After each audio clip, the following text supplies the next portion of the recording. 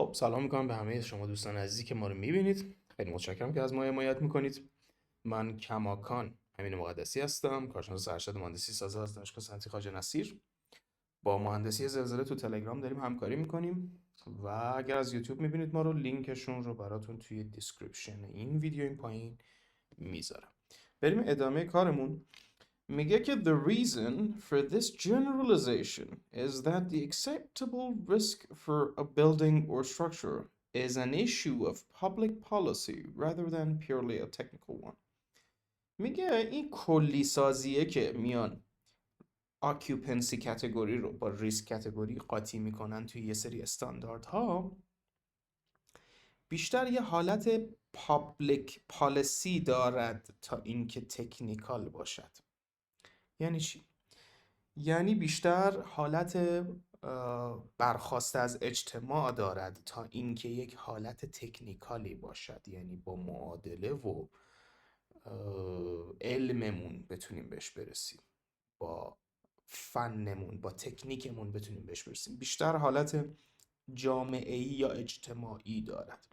Model building codes such as the International Building Code ICC 2021 and FPA 5000 2006 contain prescriptive lists of building types by occupancy category. میگه IBC یا ICC 2021 همچنین NFPA 5000 مال سال 2006 یه فهرستی از انواع تایپ های ساختمان ها بر اساس چی دارن؟ occupancy category دارن. اگه خواستید میتونید اونجا مراجعه بکنید. Individual communities did alter these lists when they adopt local codes based on the model code, and individual owners or operators can elect to design individual buildings to higher occupancy categories based on the personal risk management decisions.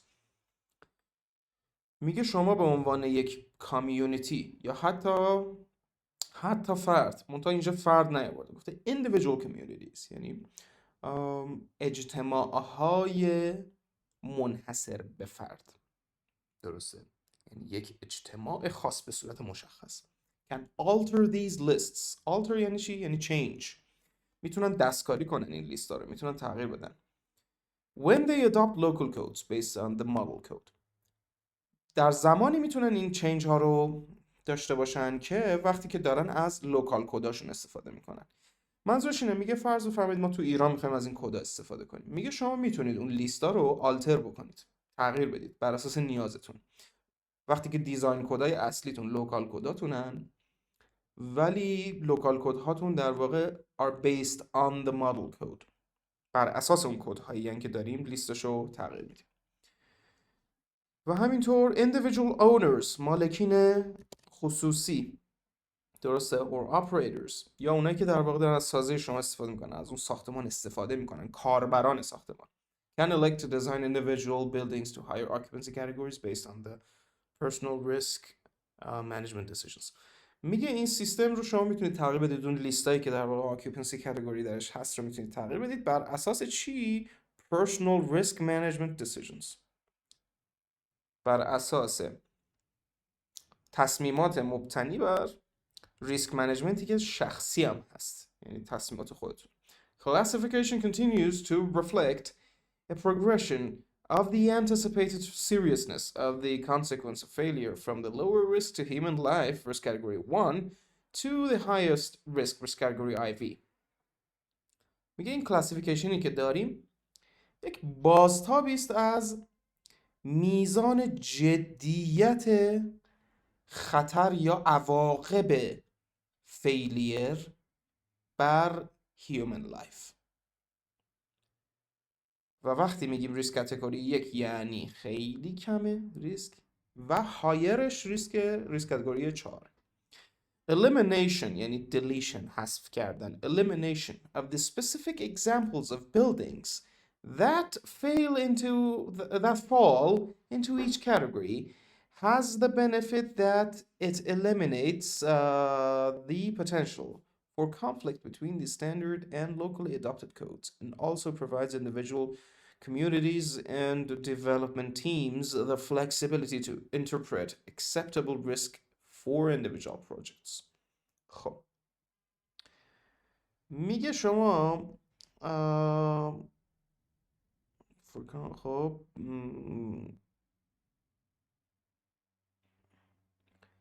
آها میگه این که شما در واقع بیاید یه حالت پرسونالایز در بیارید این ریسک کاتگوری ها رو تو کدهای خودتون. Elimination of the specific examples of buildings that fall into each category has the benefit that it eliminates the potential for conflict between the standard and locally adopted codes. میتونه باعث بشه که چه اتفاقی بیفته؟ میتونه باعث بشه که کانفلیکت هاتون بین استاندارد کنونی، استاندارد که میگه منظورش ASCE 722 و locally adopted codes.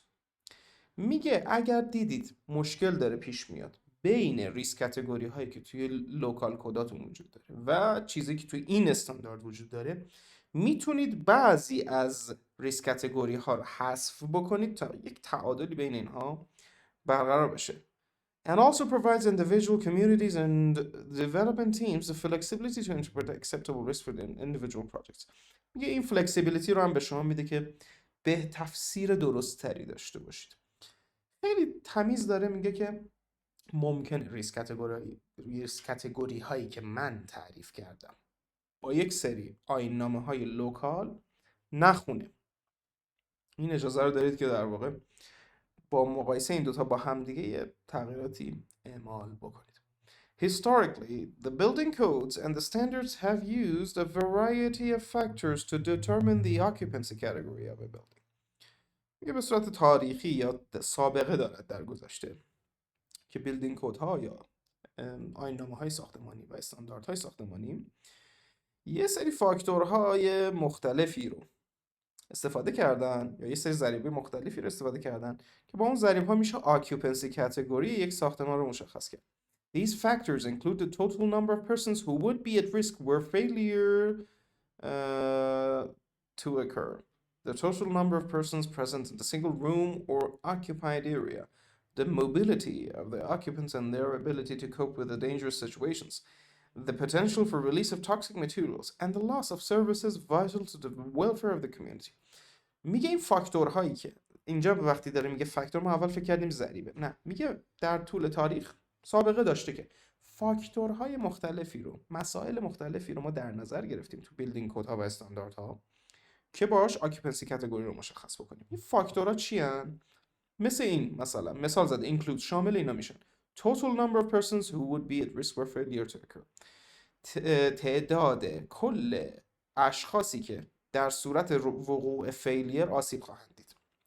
Total number of persons present in a single room or occupied area، کل تعداد افرادی که در یک اتاق تک یا یک در واقع مکان occupied، مکان مثلا مسکونی حضور دارند.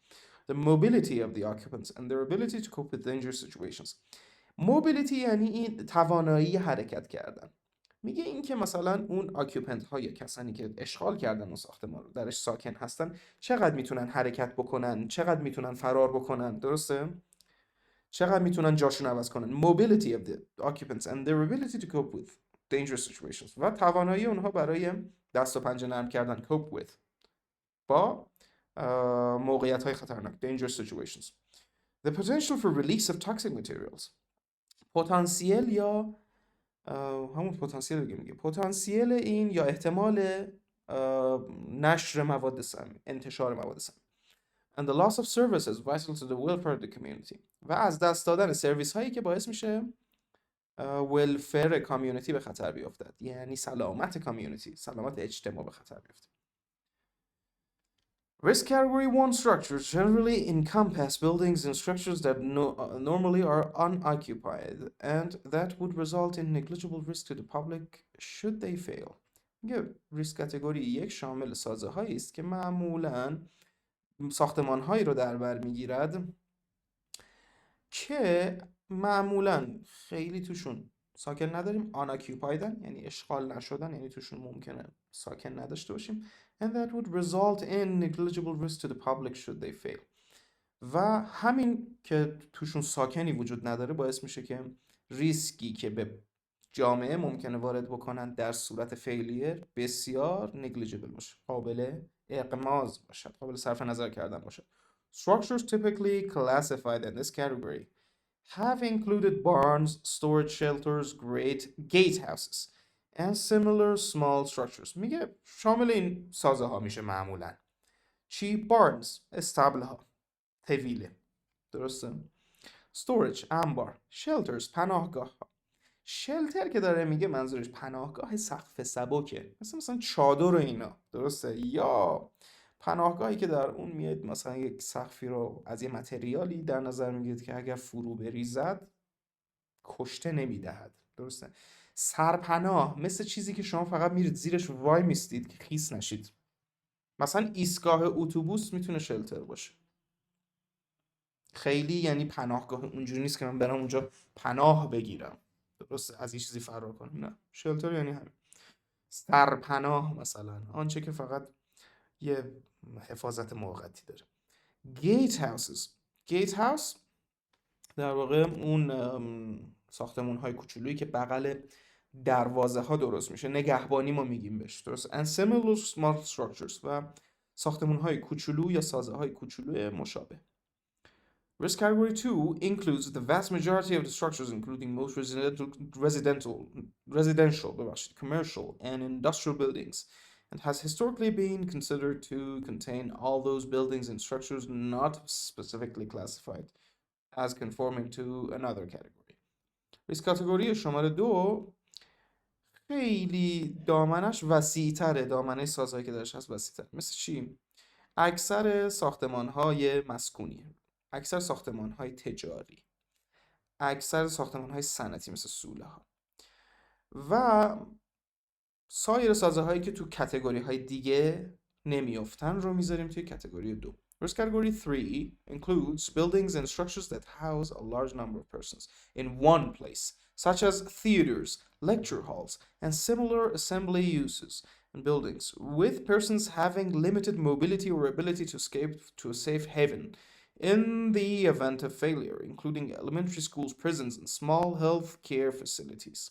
ریسک کاتگوری شماره 3 شامل سازه هاییه که افراد بسیار زیادی را هاوز می کنند، یعنی جا می دهند در یک مکان، درسته؟ مثل چی؟ سینما، theaters، lecture halls. lecture hall فکر کنم ما فقط توی دانشگاه تهران داریم اگه اشتباه نکنم. قطعا دیدید حالت پله پله داره و کلاس هاشون، کلاس های دانشگاه های قدیمی تر حالت پله پله داره و هر کس که میشینه در واقع راحت تر میتونه ببینه استاد رو و کلاس های خیلی بزرگه، اونا میگن lecture halls. Similar assembly uses و سایر استفاده های مشابه از یک ساختمان.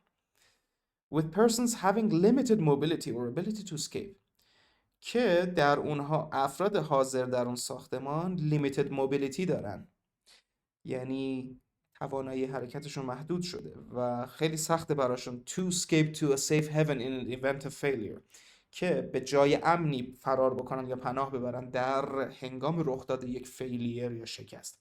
مثل چی؟ elementary schools، مدارس ابتدایی، prisons، زندان ها، and small healthcare facilities و اماکن نسبتاً کوچک healthcare مثل کلینیک ها مثلا، درسته؟ This category has also included structures associated with utilities required to protect the health and safety of a community, including power generating stations and water treatment and sewage treatment plants. میگه همینطور راجع به سازه هایی که در واقع یوتیلیتی های required برای protection health و safety، سازه هایی که لازمن برای تأمین امنیت جانی و امنیت سلامتی افراد. مثل چی؟ Power generating stations، ایستگاه های تولید برق، نیروگاه ها منظورشه. Water treatment، مثلا ایستگاه تصفیه آب، درسته؟ And sewage treatment plants و همینطور ساختمان های مربوط به تصفیه فاضلاب. خب من با اجازهتون این ویدیو رو همینجا میبندم. خیلی ممنونم که ما رو تماشا کردید. ما رو لایک و سابسکرایب کنید، از ما حمایت بکنید، برامون کامنت بذارید. ویدیوهای ما رو شیر کنید با دوستانتون و به مهندسی زلزله در تلگرام هم سر بزنید. لینکش رو توی دیسکریپشن براتون میذارم. مرسی که ما رو تماشا کردید.